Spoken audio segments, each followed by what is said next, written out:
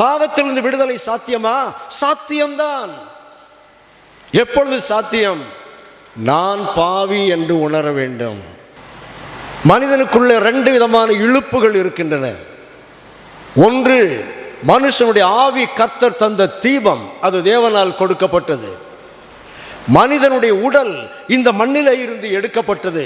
ஆகவே மண்ணானது மண்ணை நோக்கி இழுக்கும், விண்ணுக்குரியது விண்ணை நோக்கி இழுக்கும். இதைத்தான் கலாத்தியர் 5ஆம் அதிகாரத்தின் 17ஆம் வசனத்திலே அப்போஸ்தலனாகிய பவுல் சொல்லுகிறார். கலாத்தியர் 5:17, மாம்சம் ஆவிக்கு விரோதமாகவும் ஆவி மாம்சத்துக்கு விரோதமாகவும் இச்சிக்கிறது. இதுதான் மனிதனுடைய வாழ்க்கையின் பிரச்சனையே. அப்போஸ்தலனாகிய பவுல் ரோமாவுரியாருக்கு எழுதிய நிருபத்தின் 7ஆம் அதிகாரத்திலே இதை தெளிவாக சொல்லுகிறார். நன்மை செய்ய வேண்டும் என்ற விருப்பம் எனக்குள்ளே இருக்கிறது, ஆனால் நன்மை செய்வதோ என்னிடத்தில் இல்லை. நான் விரும்புகிற நன்மையை செய்யாமல் விரும்பாத தீமையை செய்து விடுகிறேன். காரணம் என்ன? என்னுடைய விருப்பத்துக்கு எதிரான ஒரு பிரமாணம் எனக்குள்ளே இருக்கிறது. உண்மைதானே? உண்மைதானே? பல வேளைகளில் நாம் தீர்மானிக்கிறோம், இந்த தவறை செய்யக்கூடாது, இந்த பாவத்தை செய்யக்கூடாது, அது தவறு, அது பாவம். ஆனால் அதை மேற்கொள்ள நம்மால் முடியவில்லை. ஏன் முடியவில்லை? இந்த மாம்சம் பின்னால இழுக்குது, ஆவி முன்னால இழுக்குது. இந்த 2 இழுவலி போராட்டத்துக்கு இடையே தான் மனிதன் கிடந்து அவஸ்தைப்படுகின்றான். அன்பானவர்களே, இந்த இழுவலி போராட்டத்தில் ஜெயிப்பது எப்படி? இதை வின் பண்ணுவது எப்படி? இயேசு கிறிஸ்து எதற்காக இந்த உலகத்தில் வந்தார்? மத்தேயு நற்செய்தி நூல் 1ஆம் அதிகாரத்தின் 21ஆம் வசனத்தை வாசியுங்கள். மத்தேயு 1:21.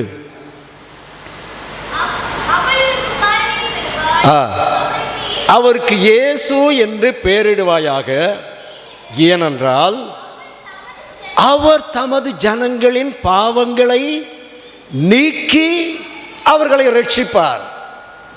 பாவத்திலிருந்து விடுதலை சாத்தியமா? சாத்தியம்தான். எப்பொழுது சாத்தியம்? நான் பாவி என்று உணர வேண்டும். என்னுடைய சொந்த முயற்சியினால் இந்த பாவத்தை மேற்கொள்ள முடியாது என்று நாம் அறிக்கை செய்ய வேண்டும். நாம் பாவி என்று நம்ம உணர்வதில்லை. அன்பானவர்களே, பல வேளைகளில் பாவின்னு ஒத்துக்கிடுவோம், அது உண்மையாக ஒத்துக்கிட மாட்டோம். நான் தப்பு பண்ணேன், ஆனால் ஏன் பண்ணேன்னு தெரியுமா? அது என்ன காரணத்திலாக தப்பு பண்ணேன், இன்னார் என்னை தூண்டி விட்டாங்க, கோபப்படும்படி அவர்கள் ஒரு கடுமையான வார்த்தையை சொன்னார்கள், அதனால நான் ரியாக்ட் பண்ணிட்டேன். இப்படி எப்போவுமே நம்முடைய பாவங்களை நாம் முழுமையாக ஒத்துக்கொள்வது கிடையாது. ஏதாவது ஒரு சாக்கு போக்கு சொல்லிடுவோம். இந்த குணம் எங்கேருந்து வந்தது? எங்கேருந்து வந்தது? ஆதாமிடமிருந்து வந்தது, நம்ம பெரியவர்கிட்டேருந்து வந்தது. அவர் ஒரு தப்பு பண்ணார். என்ன தப்பு பண்ணார்? பழத்தை சாப்பிட்டார். சாப்பிடக்கூடாது என்று பழத்தின் கனியை சாப்பிட்டார், மரத்தின் கனியை சாப்பிட்டார். ஆண்டவர் வந்து கேள்வி கேட்டார், ஆதாமே மரத்தின் கனியை சாப்பிட்டியா? இந்த கேள்விக்கு 2 பதில் தான் உண்டு. ஒன்று சாப்பிட்டேன், இன்னொன்று சாப்பிடலை. ஆனால் ஆதாம் என்ன சொன்னார்? சாப்பிட்டேன். நம்ம சொல்கிற மாதிரி தான், சாப்பிட்டேன். ஆனால் அந்த பழத்தை எனக்கு தந்தது யார் தெரியுமா? ஏவாளாக்கும். ஏவாளை எனக்கு தந்தது யார் தெரியுமா? யார்? அல்டிமேட்டாக எங்கே போகிறாருன்னு பாருங்க. பழத்தை கொடுத்தது ஏவாளாம், ஏவாளை அவருக்கு கொடுத்தது யாராம்? கடவுள். குற்றச்சாட்டு எங்கே போகுது? கடவுள் மேலே போகுது. இப்படித்தான் நம்ம பண்ணுவோம் பல வேளைகளில். உடனே ஆண்டவர் கர்த்தர் ஏவாளிடத்தில் போனார். ஏம்மா பழத்தை சாப்பிட்டியா? அந்த அம்மா என்ன சொன்னாங்க? சாப்பிட்டேன். ஆனால் யார் என்னை ஏமாற்றிட்டா? சர்ப்பம் ஏமாற்றி விட்டது. யாராவது ஒருத்தராவது தப்பை ஒத்துக்கிட்டாங்களா? நோ. இந்த குணம் இன்றும் நமக்குள்ளே இருக்கிறது. அன்பானவர்களே, பாவத்தை ஒத்துக்கொள்ளாத ஒரு மனுஷன்கிட்ட தெய்வம் வரவே முடியாது. ஏனென்றால் அவர் பாவிக்காக வந்தவர். நீதான் பாவி இல்லையே. தப்பு பண்ணு, ஆனால் இன்னார் தூண்டி விட்டதுனால தப்பு பண்ணு. அவங்க என்னை ப்ரொவோக் பண்ணிட்டாங்க, அவங்க என்னை கோபமடைய செய்து விட்டார்கள். அப்படி நாம் அடுத்த ஆள் மேலே பிரச்சனையை தூக்கி போட்டுக்கிட்டே இருந்தோம்னா நாம் பாவிகள் அல்ல. பாவி இல்லாதவருக்கு பரிசுத்த தெய்வம் தேவையும் இல்லை. தாழ்மையோடு ஒப்புக்கொள்ள வேண்டும். ஆண்டவரே, நான் ஒன்றுக்கும் உதவாத பாவி ஆண்டவரே. லூக்கா நற்செய்தி நூல் 5ஆம் அதிகாரத்திலே பேதுரு சீஷன் ஆகிறதுக்கு முன்னால் கடலில் ராத்திரி முழுசும் பிரயாசப்பட்டு ஒன்றும் கிடைக்காம கரையில் வந்து ஒதுங்குறாரு. அப்போ இயேசு கிறிஸ்து அவரிடத்தில் சென்று போட்டில் ஏறி கொஞ்சம் பிரசங்கம் பண்ணவான்னு கேட்குறாரு. சரி என்று ஒத்துக்கொண்டார் பேதுரு. இயேசு கிறிஸ்து பிரசங்கம் பண்ணார். பிரசங்கம் முடிஞ்சோடனே ஆண்டவர் போவார்னு பார்த்தா ஆண்டவர் சொன்னார், உள்ளே தள்ளிட்டு போய் வலையை போடுன்னாரு. அப்போ பேதுரு சொன்னார், ஐயரே ராத்திரி முழுசும் பிரயாசப்பட்டோம், ஆனாலும் ஒன்றும் கிடைக்கல, நீங்கள் சொன்னதுனால நான் செய்கிறேன் என்று சொல்லி போனார். வலையை போட்டார். ஏராளமான மீன்கள் கிடைத்தன. மீன்கள் கிடைத்த ஆச்சரியத்தில் பயந்து போய் பேதுரு இயேசுவை பார்த்து சொன்ன வாசகம் என்ன தெரியுமா? லூக்கா 5:8. சீமோன் பேதுரு அதை கண்டு இயேசுவின் பாதத்தில் விழுந்து, ஆண்டவரே நான் பாவியான மனுஷன், நீர் என்னை விட்டு போய்விடும், நீர் என்னை விட்டு போயிடும் ஆண்டவரே, நான் பாவியான மனுஷன் ஆண்டவரே. யார் ஆண்டவருக்கு வேணும் தெரியுமா? இப்படி யார் சொல்றாங்களோ அவங்க தான் ஆண்டவருக்கு வேணும். அல்லேலூயா. இப்படி சொல்ற ஆள் தான் ஆண்டவருக்கு வேணும். அந்த பேதுருவின் கையில் தான் ஆண்டவர் சாவியை கொடுத்தாரு. சாவின்னா ஒரு பரலோகத்தில் கேட்டில் அவர் நிற்பார் நினைக்காதீங்க. பரிசுத்த ஆவியானவர் இந்த உலகத்தில் பொழிந்தருளும் போது அதற்கான முதல் காரணியாக இந்த பேதுரு இருந்தார். தான் சாவி. நான் பாவியான மனுஷன், என்னை விட்டு போய்விடும். இயேசு கிறிஸ்துவனுடைய உலக வாழ்க்கை அந்த 3.5 வருஷ ஊழிய காலத்தில் யார் யார் பாவிகளோ அவர்கள்தான் அவரை பின்பற்ற வந்தார்கள். யோவான் 8ஆம் அதிகாரத்தில் ஒரு விபச்சார பெண்மணி வருகிறாள். பாலியல் குற்றச்சாட்டிலே பிடிக்கப்பட்டவள். அங்கே யார் ரட்சிக்கப்பட்டா தெரியுமா? யார் ரட்சிக்கப்பட்டா? அந்த பெண்மணி. யார் ரட்சிக்கப்படலை தெரியுமா? அவளை பிடித்து கொண்டு வந்தவர்கள். அவள் ஏன் ரட்சிக்கப்பட்டாள் தெரியுமா? அவள் டிஃபெண்ட் பண்ணலை. நான் ஏன் இந்த பாவத்தில் விழுந்தேன் தெரியுமா என்று அவள் தன்னை தற்காத்துக் கொள்வதற்கு ஒரு வார்த்தை கூட பேசவில்லை. தன்னுடைய பாவத்தை முழுமையாய் ஒப்புக்கொண்டாள். நான் பாவி என்று அறிக்கை செய்தாள். இயேசு கிறிஸ்துவனுடைய வார்த்தையிலிருந்து கூட அவளுக்கு ஒரு வாய்ப்பு கிடைத்தது. இயேசு என்ன சொன்னார்? உங்களில் பாவம் இல்லாதவன் இவள் மேல் முதலாவது கல்லறைகள். அதையே பிடிச்சிருக்கலாம் இவளுக்கு. பார்த்தீங்களா ஆண்டவரே, பார்த்தீங்களா, நான் மட்டும் இல்லை, இவங்க எல்லாரும் பாவிகள் தான், பார்த்தீங்களா ஆண்டவரே என்று கூட அவள் ஒரு ஆர்கியூமெண்ட் எடுத்து வச்சிருக்கலாம். வைக்கல. ஒருவர் முன்னை ஆக்கணைக்குள்ளாக தீர்க்கவில்லையா என்று கேட்ட உடனே அந்த அம்மா சொன்னாங்க, இல்லை ஆண்டவரே. அவள் ரட்சிக்கப்பட்டாள். அன்பானவர்களே, நாம் ஆண்டவரால் இழுக்கப்பட வேண்டுமானால் முதலாக நாம் செய்ய வேண்டிய காரியம், நாம் பாவி என்பதை ஒத்துக்கொள்ள வேண்டும். ஒரு பரிசேயனும் ஆயக்காரனும் ஜெபம் பண்ண வந்தார்கள். பரிசேயன் என்ன ஜெபம் செய்தான்? நான் வாரத்துக்கு 3 தரம் உபவாசம் பண்ணுறேன், தசம பாகம் கொடுக்கிறேன், கட்டளைகள் எல்லாம் பெர்ஃபெக்டாக கீழ்ப்படுகிறேன். அவன் சொன்னது தப்பு இல்லையே. அவன் சொன்னதெல்லாம் அவன் செய்தான். அவன் சொன்னதெல்லாம் உண்மைதான். ஆனால் தான் பாவி என்று அவன் ஒத்துக்கொள்ளவில்லை.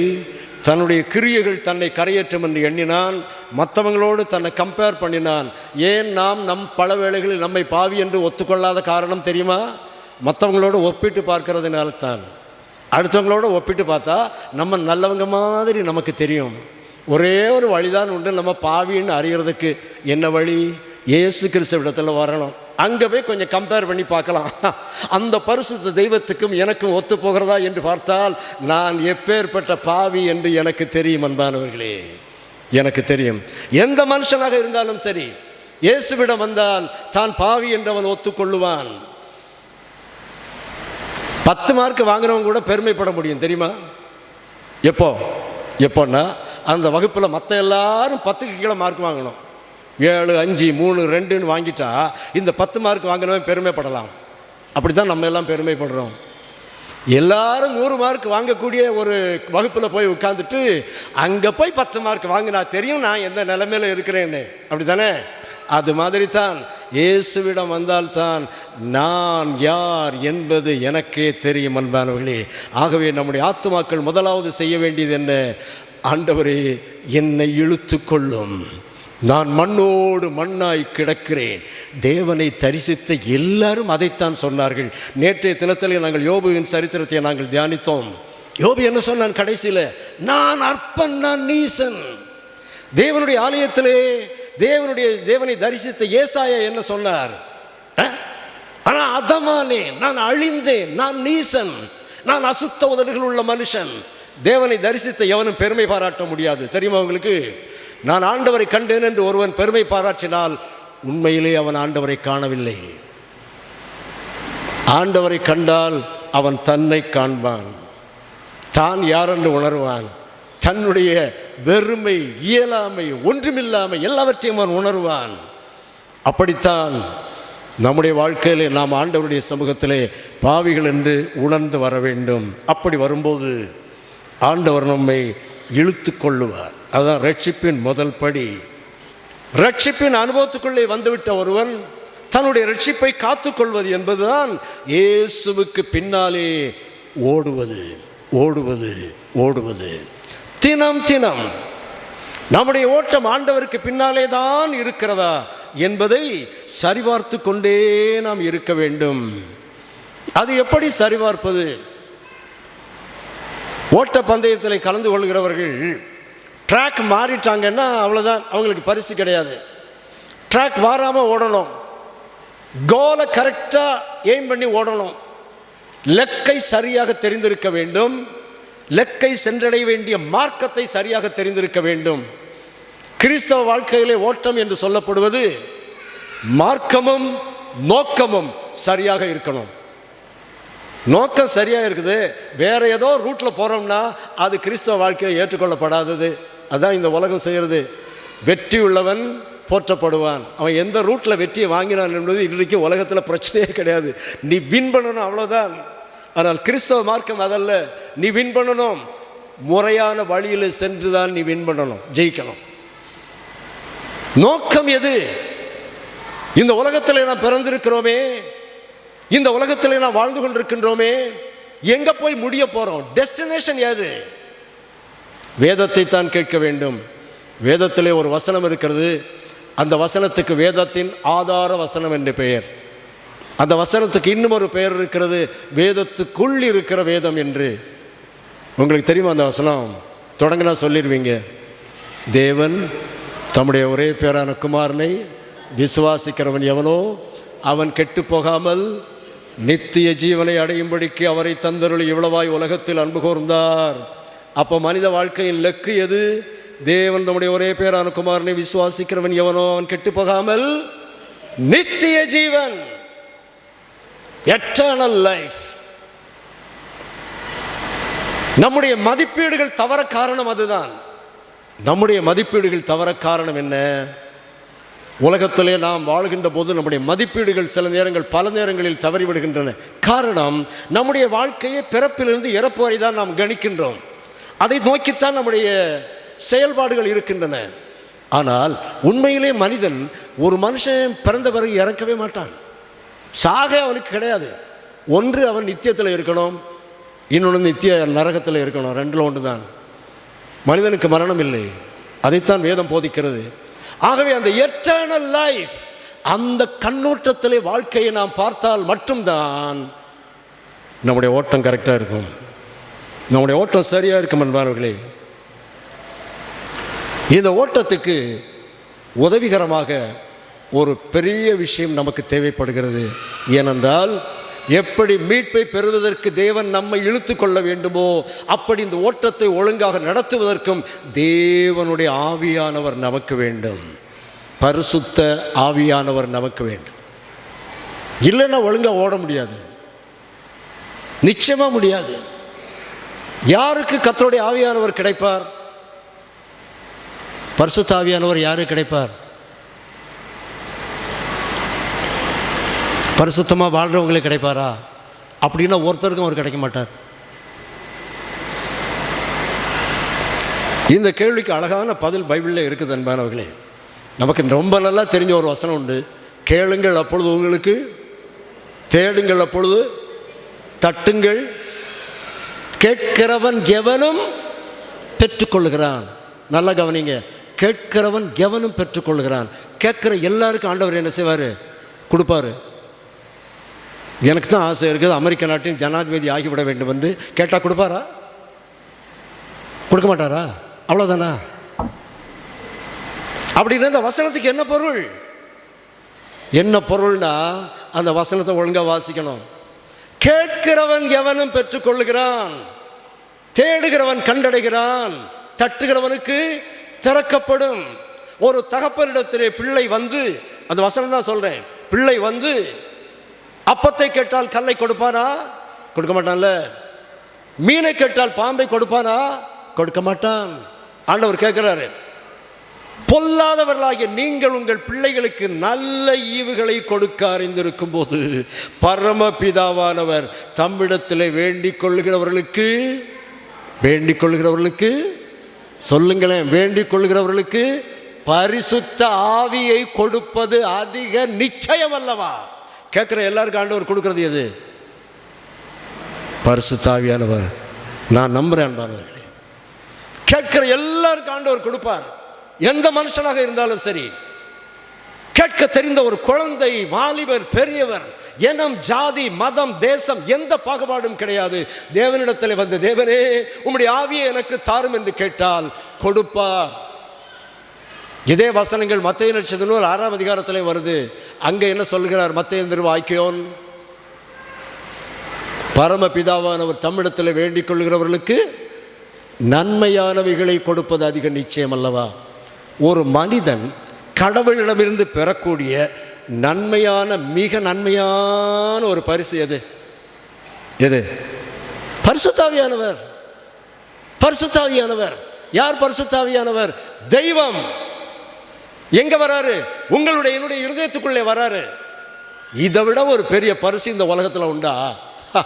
இதை விட ஒரு பெரிய பரிசு இந்த உலகத்தில் உண்டா? தெய்வமே வந்து உனக்குள்ளே எனக்குள்ளே வாசம் பண்ணுகிறார் என்றால் அதுதான் பெரிய பரிசு.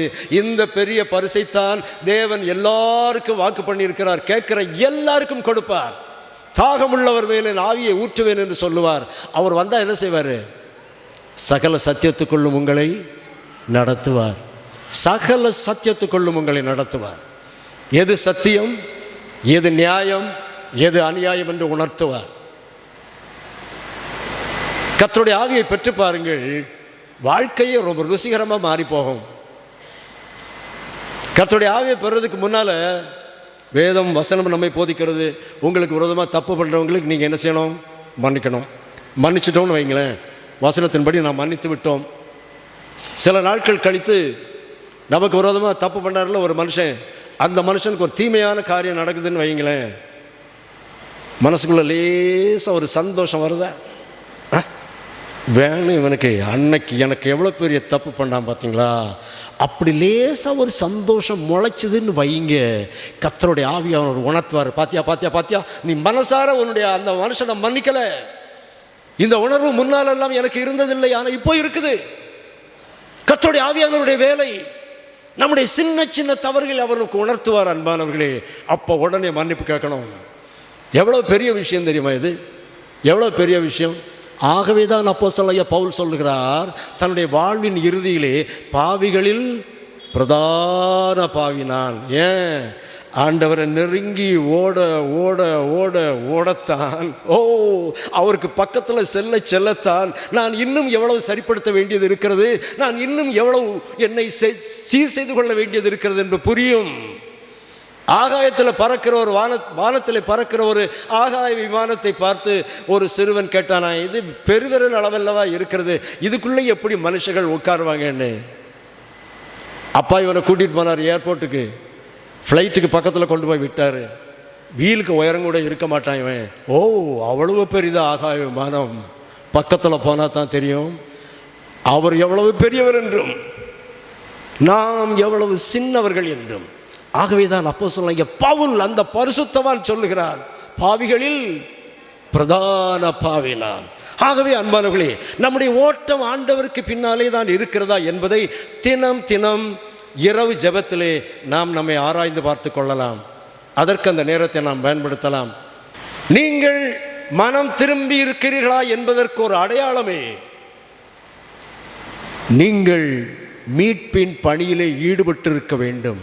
ஏதேனும் ஒரு வழியில், ஏதாவது ஒரு வழியில். இந்த ஊரில் போனால் நல்ல சாப்பாடு கிடைக்கும்னு போய் சாப்பிட்டாச்சு. சாப்பாடு கிடைக்காம ஒரு மனுஷன் அங்கே நிற்கிறான், நாம் சாப்பிட்டு விட்டு வந்திருக்கிறோம்.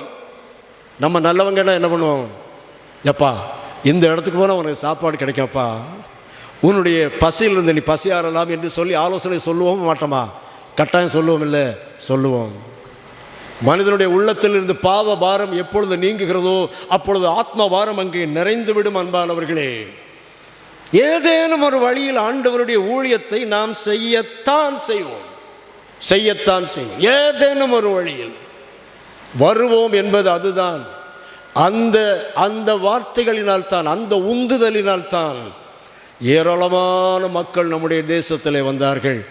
இன்றைக்கு இப்படி ராஜரீக ஆசாரிய கூட்டமாக இந்த கோயம்புத்தூரில் இப்படி ஒரு அழகிய ஆலயத்திலே இவ்வளவு நிறைந்த மக்கள் உட்கார்ந்து இருக்கிறார்கள் என்று சொன்னால் எதற்காக? தியாகமான அநேகர் இருக்கிறார்கள். தங்களுடைய சொந்த தேசத்தை விட்டவர்கள், இந்த கடும் வெயிலிலே வந்து தங்களை நோக கொடுத்தவர்கள். அப்படிப்பட்ட ஒரு நோக கொடுத்தல் நமக்கு வேண்டும்.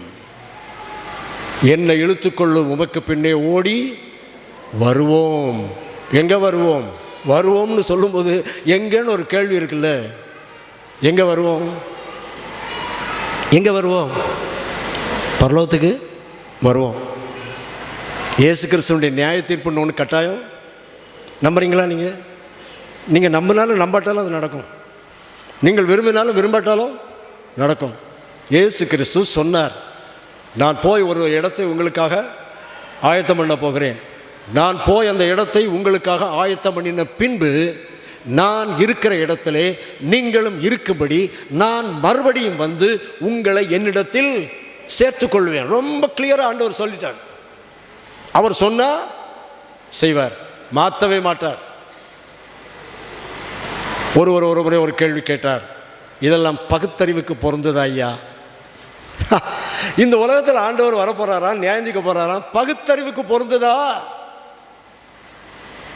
என்னுடைய பகுத்தறிவுக்கு இது 100க்கு 100 பொருந்தி வருகிறது. சொல்லட்டுமா? இயேசு ஏன் வருகிறார்? அவனுடைய கிரியைகளின்படி அவனுக்கு அவர் அளிக்கும் பலன் அவருடைய கூட வருதில்ல. இப்போ இந்த உலகத்தில் அவன் கிரியைக்கு அவன் பலன் வாங்குறானா? வாங்கவில்லை. எளியவர்கள் ஒடுக்கப்படுகிறார்கள். நீதியும் நியாயமும் புரட்டப்படுகிறது. நல்ல பத்திரிகை படியுங்கள். உபாகம புஸ்தகம், பிரசங்கியின் புஸ்தகம் 5ஆம் அதிகாரத்தின் 8ஆம் வசனத்தில் பிரசங்கி இப்படி சொல்கிறான், ஒரு தேசத்தில் ஏழைகள் ஒடுக்கப்படுவதையும் நீதியும் நியாயமும் புரட்டப்படுவதையும் பார்த்தாயானால் ஆச்சரியப்படாதே. ஏனென்றால் உயர்ந்தவன் மேல் உயர்ந்தவன் காவலாளியாய் இருக்கிறான். என்ன அற்புதமான ஒரு ஸ்டேட்மெண்ட் தெரியுமா? 21ஆம் நூற்றாண்டுக்கு ரொம்ப ஒத்து வர ஒரு ஸ்டேட்மெண்ட். ஏழைகள் ஒடுக்கப்படுவார்கள், அவனுடைய நியாயம் புறக்கணிக்கப்படும். அவன் 5000 ரூபாய் கடன் வாங்கினா 50,000 ரூபாய் செலுத்துவான், அடியும் இடியும் வாங்குவான். அதே நேரம் 5000 கோடி கடன் வாங்கினால் சென்ட்ரல் ஏசியில் போய் உட்காந்துக்கிடுவான். அவ்வளோ நீங்கள் வாங்கினா போதும். ஏனென்றால் உயர்ந்தவன் மேல் உயர்ந்தவன் காவலாளியாக இருக்கிறான். எத்தனை பெரிய உண்மை தெரியுமா? அது என்னைக்கும் இருக்காது. அந்த வசனம் அதோட முடியலை.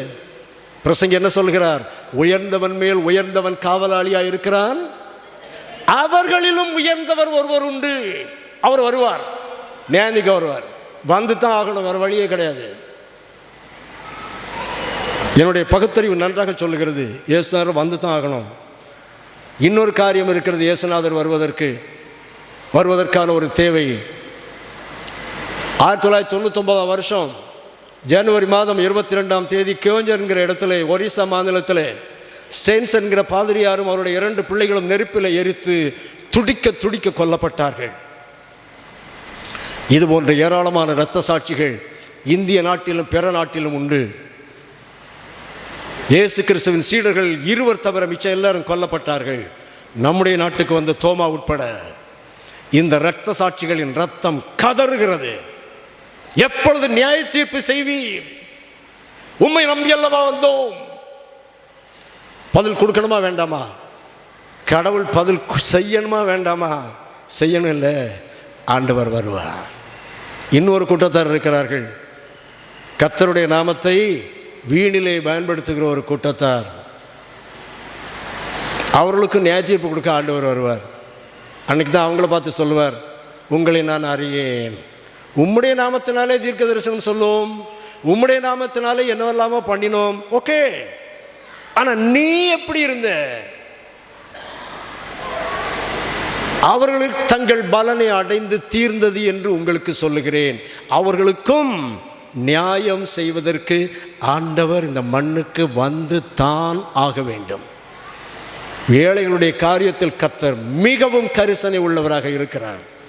ஆகவே அன்பானவர்களே, இயேசு கிறிஸ்துவனுடைய வருகை என்பது பகுத்தறிவுக்கு பொருந்தாத ஒன்று அல்ல.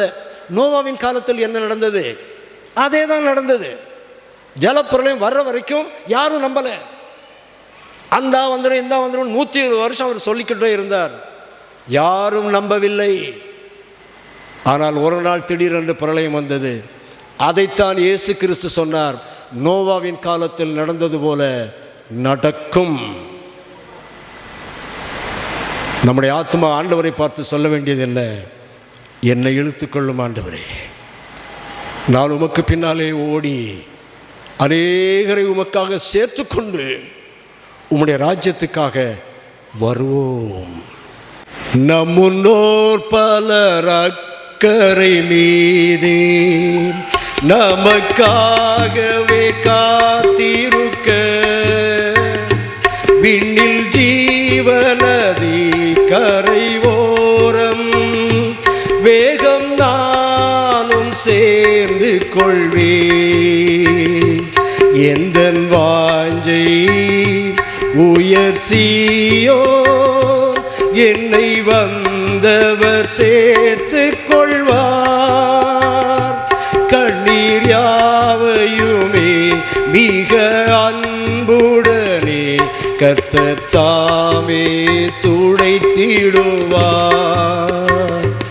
கண்ணீர் யாவையுமே மிக அன்புடனே கர்த்தர் தாமே துடைத்திடுவார்.